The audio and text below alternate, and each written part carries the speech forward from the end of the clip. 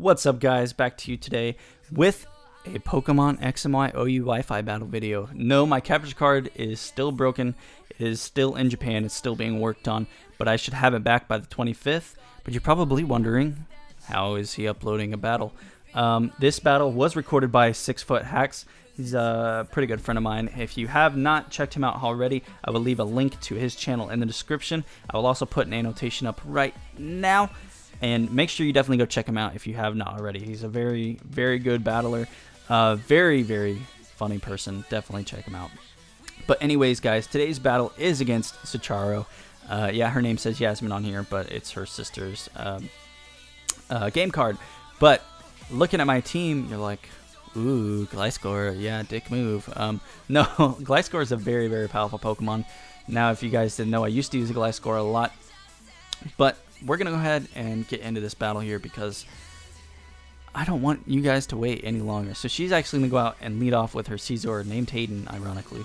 And I'm going to lead off with my Gliscor. I knew this would probably be the safest play because I can go for Protect and get my Poison Heal up. Or I can go and get off a Substitute and have something for her when she switches out. She's actually going to go out into herself here. I don't know why she names her Pokemon these things, but it is a Gardevoir. I'm actually, like I said, going to go for Substitute. I am going to be able to get my Toxic Heal up. Poison Heal, not Toxic Heal. My Poison Heal up this turn as she is going to Mega Evolve on this next turn. I'm just going to go for Protect because I want to get some HP back, and I knew that she would most likely go for Hyper Voice if she had it. Now, she's fairly new to Ginning, but she has started figuring out how to do it, and so she's getting some bigger and bigger threats, and she was already a big threat before. But I'm definitely going to switch out. I don't want to take a Hyper Voice because it is a sound move, and it does go around Substitute, so I'm actually going to go out into my Ninetales here. Now, I went out into my Ninetales because I knew that she would most likely go for another Hyper Voice, and since she does have Pixelate as a Mega Gardevoir, excuse me, it changes her normal type attacks into fairy type attacks, which fairy type is resisted with a fire type. So that was basically my idea for the switch in there. Now she's going to be able to get off a Psyshock on the next turn, but I'm able to get off a Fire Blast. Psyshock is definitely going to take me out. It is Stab, and Ninetales' regular defense is not that good. But I'm actually going to go out into Executor here. I'm just going to go for Earth Power. At this point in time, I didn't think that Poison-type attacks were super effective on Gardevoir because it is part Psychic, and Poison is resisted with Psychic, so that's my logic with that. But I'm actually just going to go for another Earth Power on myself, but she actually carries the knockoff on her Caesar, which essentially renders my Landorus useless because now I can't, it's not useless, but if you have Sheer Force and use a Life Orb, and the move does have a secondary effect, the damage is actually, the Life Orb damage is actually mitigated. It's gone. There's no Life Orb damage if you do have Sheer Force, and the move that you use has a secondary effect that is removed with Sheer Force. But I'm actually going to go out into my Weavile here. I'm going to go for Fake Out on the Caesar. I knew that it would most likely kill, and if it didn't kill, I do carry the Ice Shard, so I could have killed it after that.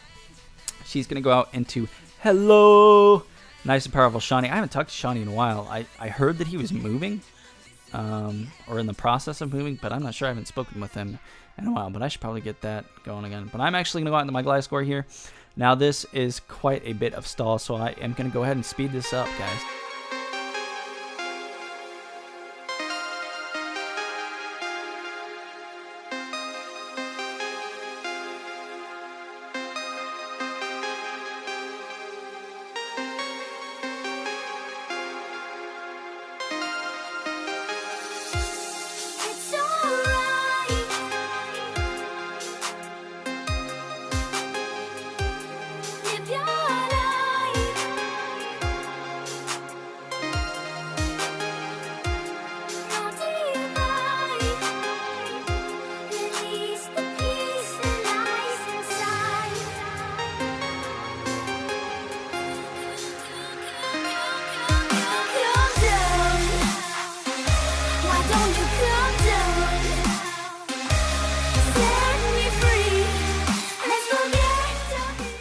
She is finally going to switch out of that Hippowdon after realizing that she can't kill this Gliscor with it.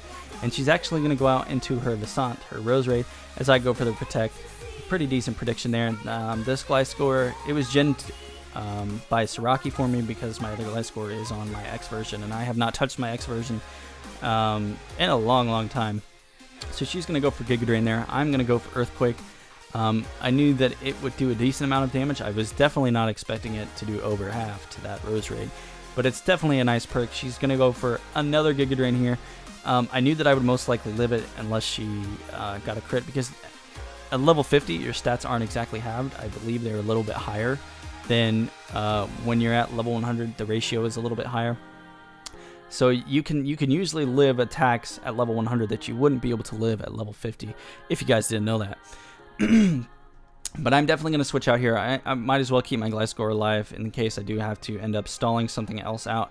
I'm actually going to go out in my Fortress here.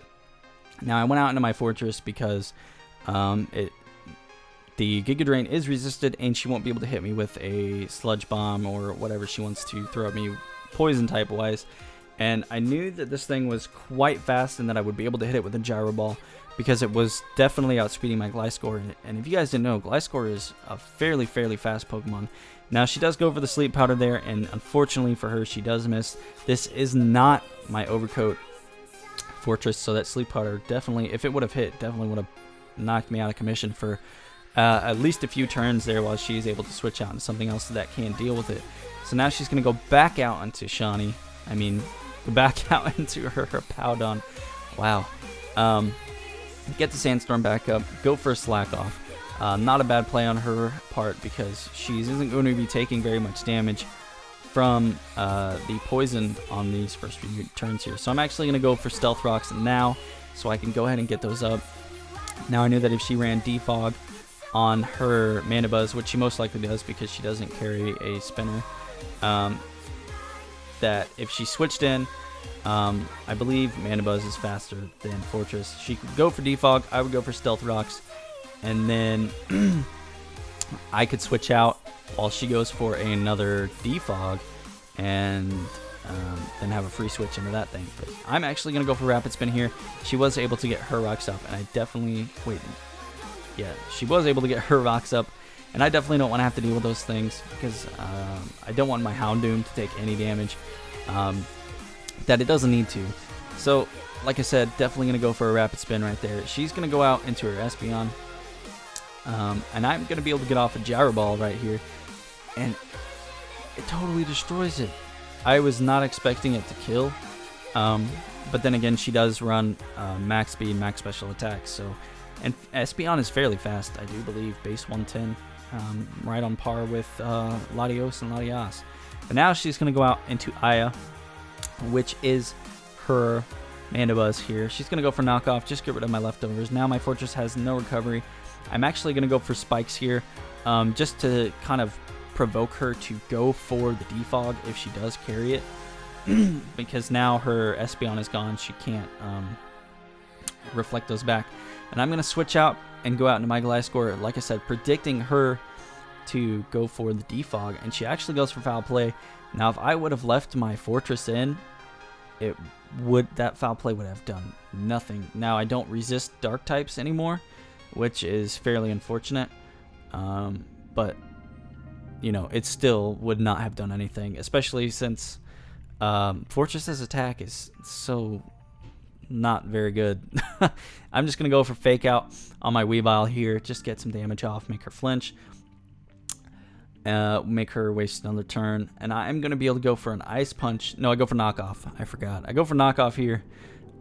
Get rid of her recovery, because I definitely don't want her to have that recovery anymore. She's going to go for Foul Play. Now, I do resist it, and I'm not boosted. But even that, it's going to do a good 47%. Now I'm going to go for Ice Punch here. I do manage to get a critical hit, which is quite nice, and take that thing out. Now, even if I didn't get the crit, it still would have done a lot of damage, and then I would have just Ice Punched or Ice Sharded again. Next turn, most likely Ice Punch because I outspeed anyway. But, you know, it's not really a problem. But now, she's going to go out into her last Pokemon, which I do believe, I think this is her last one. And I'm just going to go for an Ice Punch because I don't want to deal with this thing. I know it's super effective. I knew that it most likely would not kill because Hippowdon is very, very bulky. But I have something in the back for this thing, so it's not even that big of a problem. So she's going to get some leftovers here and then take some toxic damage, some poison damage, whatever you want to say. And I'm going to go out into my Houndoom, my Houndtomb. He's laying everyone to rest. Now I'm going to go ahead and Mega Evolve here because, you know, why not? And I'm going to go ahead and go for a Dark Pulse. And I get a crit, but we all know that it didn't matter because Dark Pulse, Mega Houndoom, Hippowdon equals death. But anyways, guys, thanks for watching. I know it sucks that my capture card is broken because I can't upload Pokemon battle videos as often as I would like to until it's fixed. But it should be a fairly quick process. Like I said, it should be back around the 25th or the 26th of this month, which will give me enough time to upload some things and then upload videos for when I'm gone on spring break. So anyways, guys, like I said, thanks for watching. Definitely going to go check out 6foot Hack's channel. He's a very good battler. He has some very interesting battles up on his channel, and I do believe he just got on Lumio Station. So make sure you go check his channel out. Very nice guy. Thanks again, Leo, if you do end up watching this battle. I definitely appreciate it, man. And you know what, guys? We'll see you next time, alright? Peace out.